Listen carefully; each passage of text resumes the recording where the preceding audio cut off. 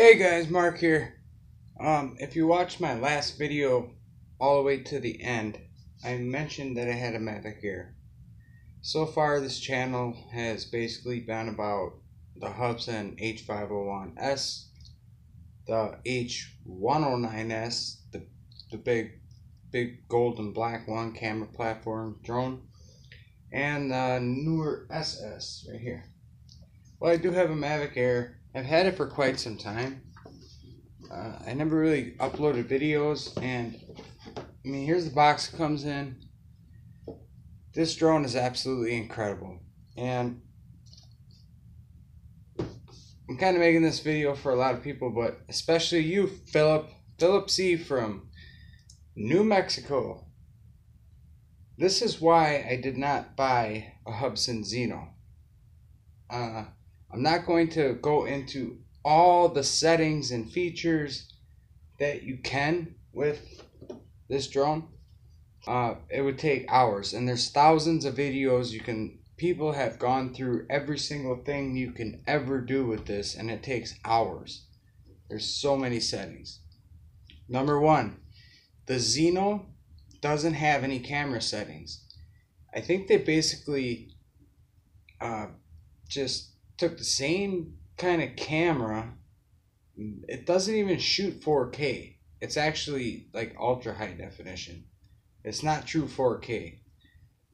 Number two, it still relies on now it has GPS and GLONASS. GPS is American satellites and GLONASS is Russian satellites. It has no downward sonic flow sensors, anything to help it with, number one, GPS wander. It still has it. The Zino has the GPS wander effect that guy has, and any Hubsan Quad, because they don't incorporate, and I cannot wrap my head around, if you're going to make, I'm not even sure what the price is at this time for a Zino. If you're going to make a drone and make it look like a DJI quality style, like a Mavic Air, Pro, Spark, whatever, you gotta at least eliminate number one, GPS wander, which this does not have. Number two, altitude hold or ADI mode. The Zino still, it's just like the Hubsan H501SS or S. When you put it in, it has normal and then whatever. It's not even that fast. I think the fastest I've seen it gone was like 8 meters per second.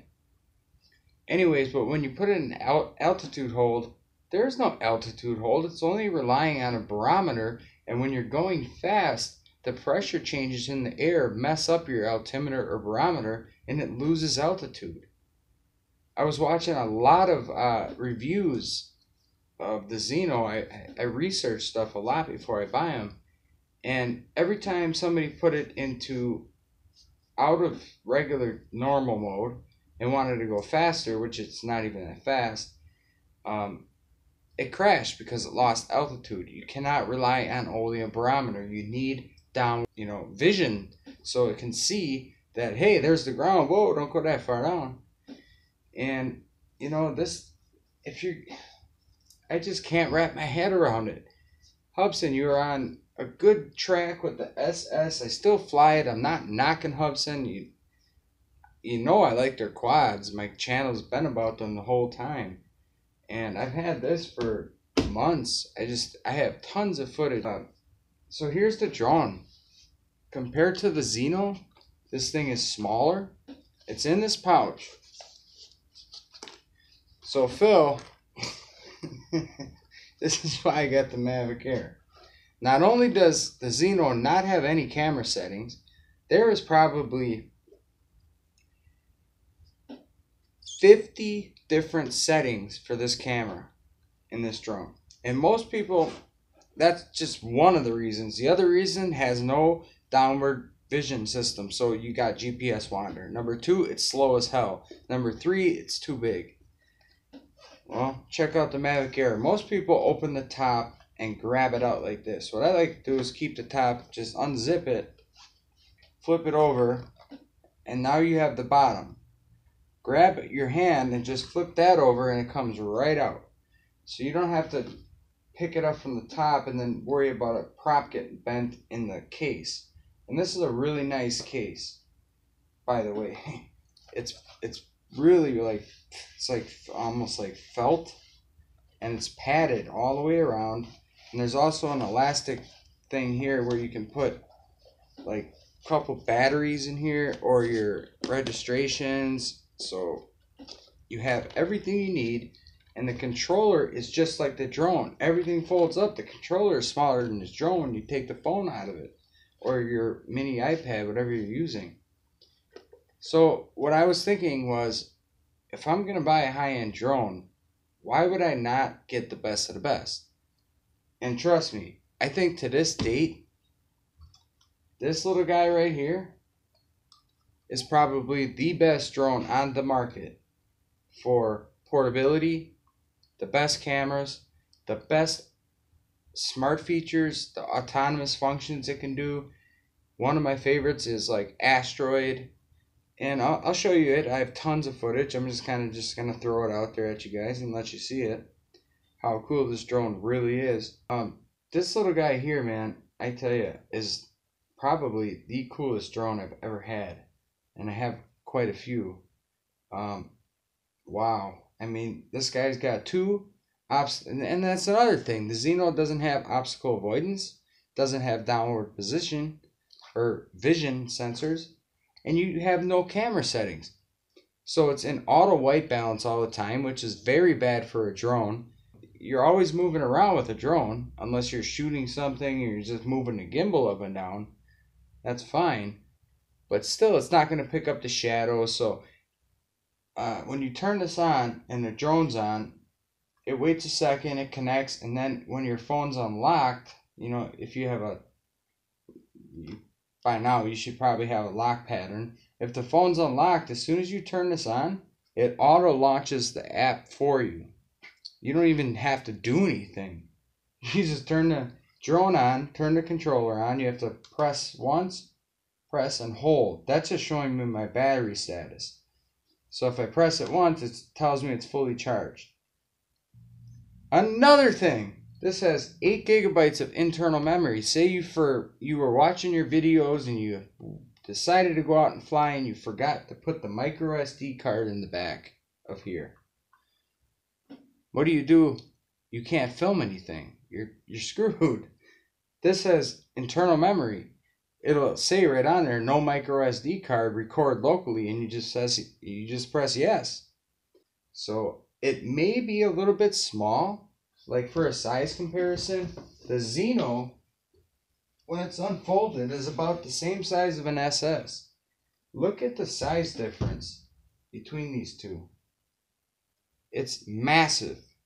You could also put the controller, say you just want to go for a quick flight, put the controller in the back of here, keep the battery in the drone, and what else do you need? Nothing. You don't have to carry around a box. You know, usually when you like the SS or even the Zino, it's big, and that's where everybody's going nowadays. All the drone manufacturers are pushing towards using cellular data with your phone, so they can show you, well, not only can you see where you are on Google Maps, but they're also, engaging the safe fly databases where there's no fly zones. Even though you're not going to go high, it will not let you take off. That's one little downfall about this guy, but still, these are tiny little motors, but damn, this thing is freaking wicked. But these little tiny motors are probably the most powerful brushless motors for this size that I've ever seen, ever. I mean, this thing is loud, but the Zino's louder, so I am no way, in any way, suggesting Hubsan went bad with the Zino. I just think it really would have benefited from a downward vision system that could eliminate that drop in altitude. And why is it so slow? This thing goes 19 miles an hour in regular GPS mode and can keep that camera perfectly steady. In sport mode, it's rated at 42.5. They will handle it. You put the battery in this thing, and the batteries are cool too because they self-discharge. I mean, if I don't touch this thing and it sits around, it will discharge itself. And I'm just going to kind of throw some videos out there. I have so much footage, one of which I got to go to the National Shrine of, it's called Holy Hill. It's called the National Shrine of Mary. I think it's the highest point in Wisconsin. And I guess drones are prohibited there. And I talked to a priest or somebody that worked there. And I told him I wanted to get some good shots of the place, so he let me do it. So any which way, I went through 3 batteries there, flew for about an hour and a half. These batteries, once they're cycled, you know, every LiPo needs a cycle about 10 times before they'll really give you a full charge. I get about 18 minutes per battery, depending on how you're flying. If it's going to fight the wind more, it's definitely going to go down faster. Anyways, man, I could tell you so much about this drone, but if you're thinking about buying one and you're used to flying quads like this, it is a completely different experience because the camera is always perfectly straight. It's really, really cool. So the Mavic Air, guys, boom! It's here. I've had it for a long time, but I figured, why not upload some videos, you know? Alright, thanks for watching, guys, and we are going to look at some Mavic Air footage.